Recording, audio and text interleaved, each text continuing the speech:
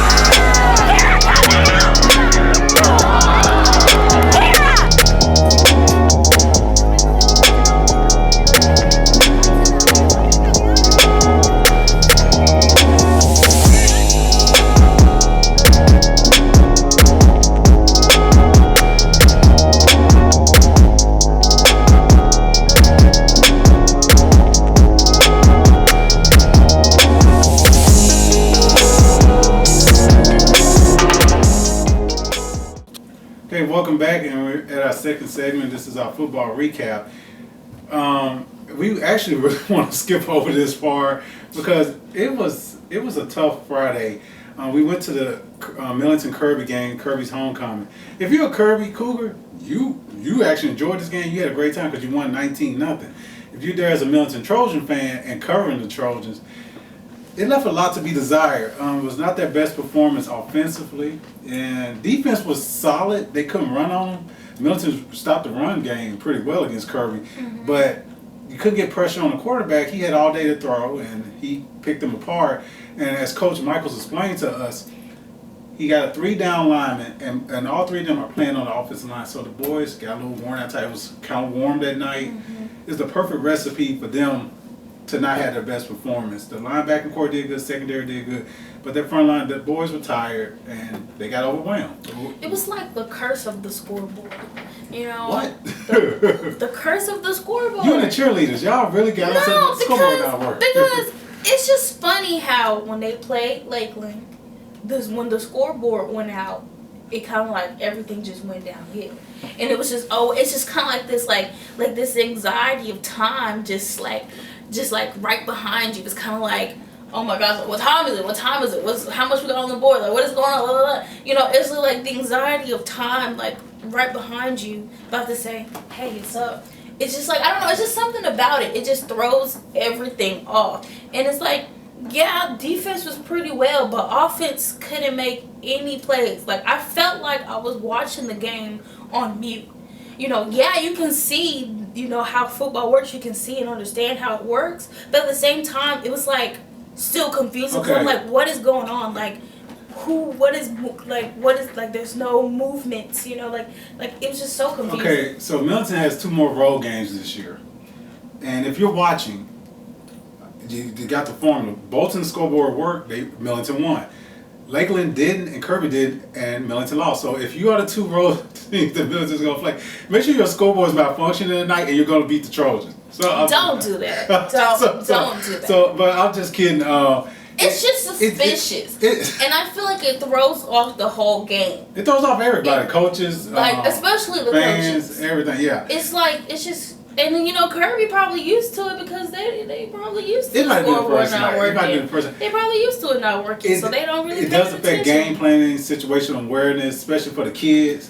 Coaches, the urgency is not there. It was very hazy. Lethargic. I don't feel like Millington played bad. I honestly don't think, like, I could say, like, Millington was they played terrible. They were awful. No, they did. They performed pretty well, in my opinion. It's just nothing could happen. It was just like, they get the ball, then it's back on defense. Like, it was like they could not make it in the end zone at all.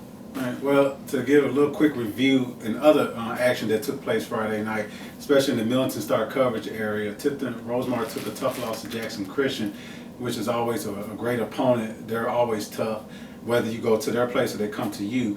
And then on the good side, some good news is Brighton took care of business, getting their first win of the season over Kingsbury 70-6, which came off a pretty good performance against Memphis Central, where they only lost 28-21. So Coach Settler is getting those boys to come around and start to mature. Got a lot of freshmen on their roster. I said next year and the year after, the Cardinals going to be the team that we'll be talking about a whole lot, and the team of the moment that's getting all the love and praise because they're still undefeated. They're 5-0 after they went through that tough stretch of September.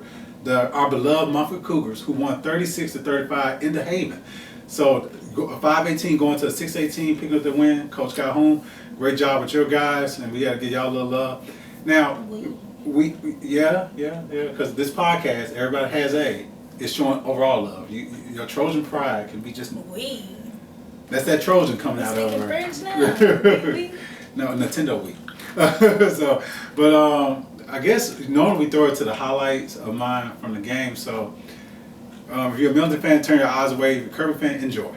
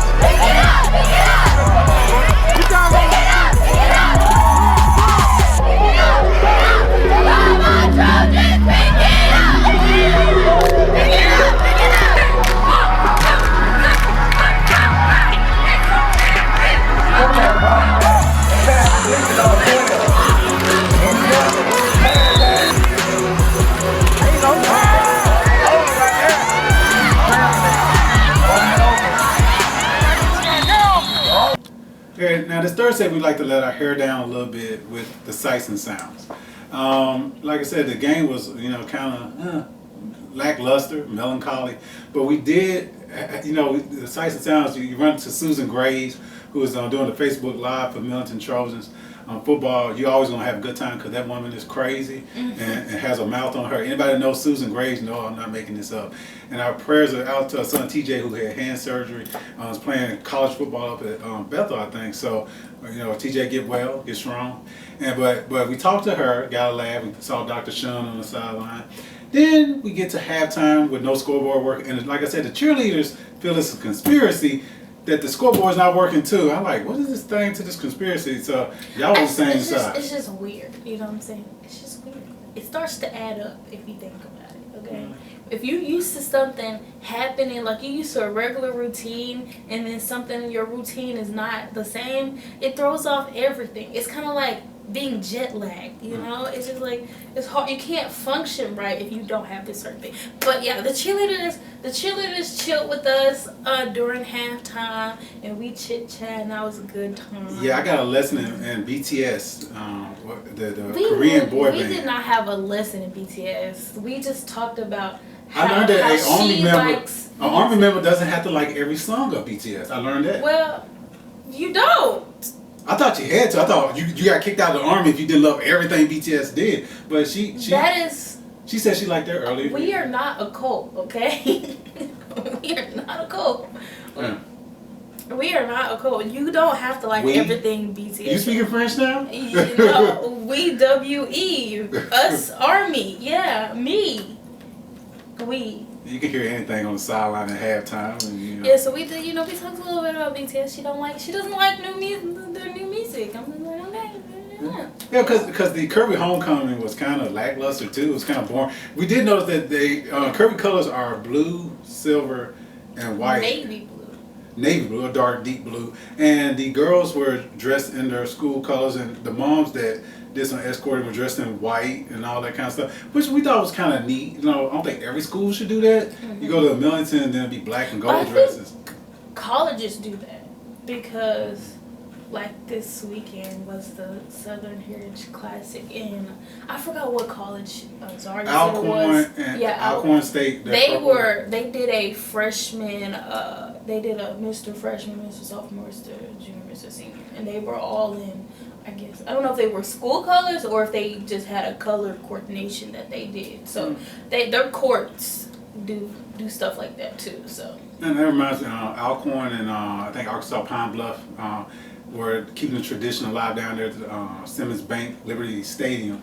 Man, that's the Liberty Bowl. And I've never heard it been called Simmons Bank, and I went to school when it was when it's got that name, so I never heard it called that. Nobody calls it that. And I'm finna really throw you back. Memphis State was down in Florida this week, the University of Memphis, and the Tigers took care of business with 31 points in the fourth quarter to blow away Florida Atlantic to remain undefeated. We're going to pass these sights and sounds at the football game. Go Tigers, go. I'm just giving a shout out to the Tigers. That's some of the sights and sounds of us cheering another Tiger victory.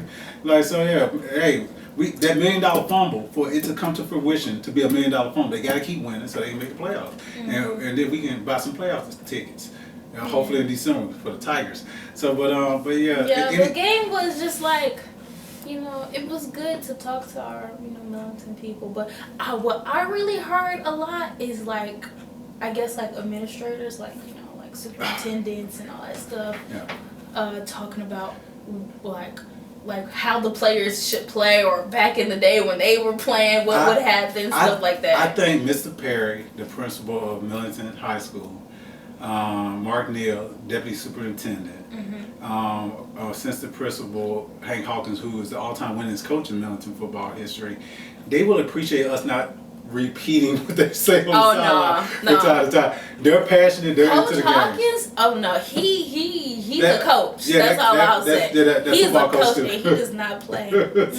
So yeah. So not about. Is his grandson or his nephew? Nephew? Yeah. Yeah, he don't play about his nephew. So yeah. So or the Trojans. Yeah. Really. So the Trojans yeah, and then we get a cameo appearance every once in a while from the superintendent, Bo Griffin.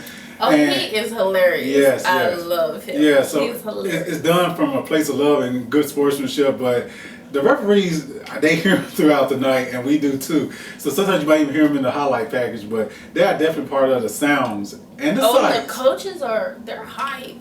Especially, I don't know his name, the coach, the tall dude. Coach I think Kraft? he's on defense, or is he just like offense? Coach Kraft? I think so. Yeah, he's the offensive coordinator, but he played linebacker at Bolton back in the day. Oh, okay. So that never goes away. Because he did let us know that one of those refs. Yeah, he owes him one. He owes him one. But he's always hype on the sidelines too, and it's just So even you gotta come out on football Friday night, and we're blessed to be in the position that we are to be on the sideline, taking in all the sights and sounds. Close proximity. Yeah, and bringing it to you.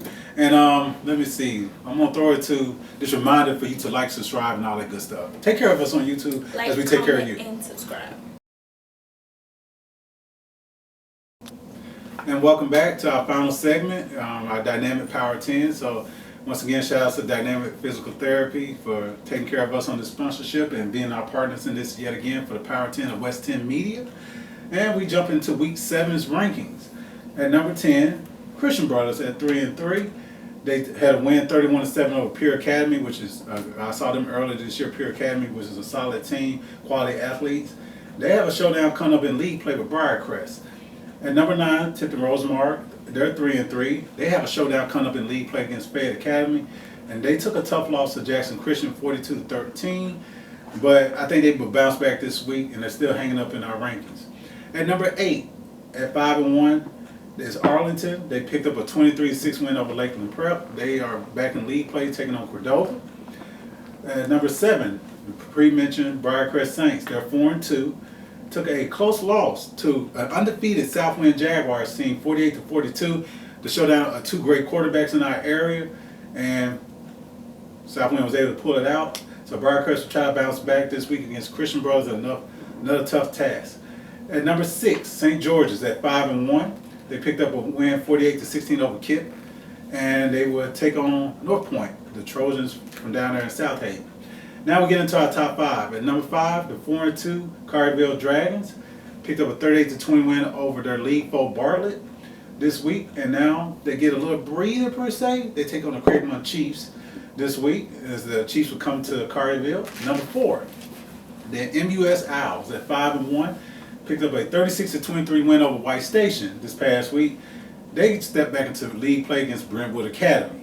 At number 3, the aforementioned Mumford Cougars at 5-0. They get to take on Kingsbury this week after picking up a 36-35 win over Whitehaven, a quality 6A team. So Whitehaven's taking on a tough schedule this year. They're taking on all comers, just like Mumford is. But Mumford gets a little break this week against Kingsbury. They need to take care of business there to go to 6-0. Now we get to our top 2. It remains the same. At number 2, at 6-0, Germantown Red Devils picked up a 45-21 win over Memphis Central. They head to DeSoto Central because the Red Devils like to take on tough opponents as well. So that is a bona fide 6-0 that they're at. And then number 1, because they've been pounding everybody, the Covington Chargers, 58-0 victory over Ripley. And now Bolivar Central will welcome the Chargers to their home to see if they can put a dent in that 6-0 record. So that wraps up our Dynamic Power 10. And any closing thoughts from you, Miss Liyah? No. Oh, so you're not looking forward to Haywood coming to Millington this week? Should I? Well, Haywood's the top team in the league, and they've been taking care of business. They've been taking on a tough schedule. They're not invincible, but they are pretty hard to beat. I'll say that I just don't like some things that I hear about, the Millington Trojans. You'll never hear me say I expect Millington to lose, no matter who the competition is. It could be the M&M Bowl. I will never be like, oh, Millington's gonna because I'm always gonna root for my school. Okay, I always expect the unexpected. Okay, and I always have hope and faith that they can. But when you put on your press pass, you got to keep it neutral, right? That's why your Liyah lens this week. I do keep it neutral. That's why your Liyah lens this week does have Kirby highlights, because you've been prepared. It will most likely only have Kirby highlights because Millington didn't get in the end zone this time. So and you got to record what's in front of you. So yeah, but I did stop recording after a while because I was like, I'm kind of like, girl, okay, we've seen enough. your heart bleeds black and gold. Forever and always. So my heart bleeds red because it's blood, and I'm a pharaoh too, probably Egypt. So but yeah, yeah. Drop a heart in your school colors. 2 hearts, so we can know what these school colors are. Yeah, but some schools have the same colors, don't they? No, everybody has 2 colors. Everybody has different colors. I said some schools have the same color. Oh yeah. It's just then you need to write what school it represents. Yeah. Because if you just say red, or red and white, that might be Egypt or Germantown. Did you know that Mumford color is cardinal red, and their biggest rival in the county is the Brighton Cardinals? I thought it was maroon. They say that because they don't want to say it's cardinal red. What is cardinal red? A deep, deep red. Is it really? Yeah. I thought cardinal red was like a bright red. That's why they went with the bright red, because Mumford already had a cardinal red. Who came first? Mumford. Oh. Brighton was a school back in the day, then they reopened in the So, late okay, 90s. did they exist? Did the colors exist before Mumford, though? From what I've seen at the Fast Times up there, great food, great chicken. I think so. So I don't know particularly, but I guess that's why they had a little rivalry, But because my they thing is, like brother and when sister. you say rivalry, like Mumford doesn't have rivals with almost every school that they run into. You know what I'm saying? Well, if you talk to a cougar, they're basically telling you. Covington's the rivals, Millington's the rivals, Bolton probably. If you talk to a Mumford cougar, they say basically because they're envy and everybody wants to beat them because everybody wants to beat them. That's what they tell me up there. So. That's what happens when you're delusional. So, hey, next time it takes one to know one. I'll say that. It does take one to know one. But hey, we love y'all up there at Mumford, Coach Huffman, Dr. Fee, all of y'all, Coach Rico.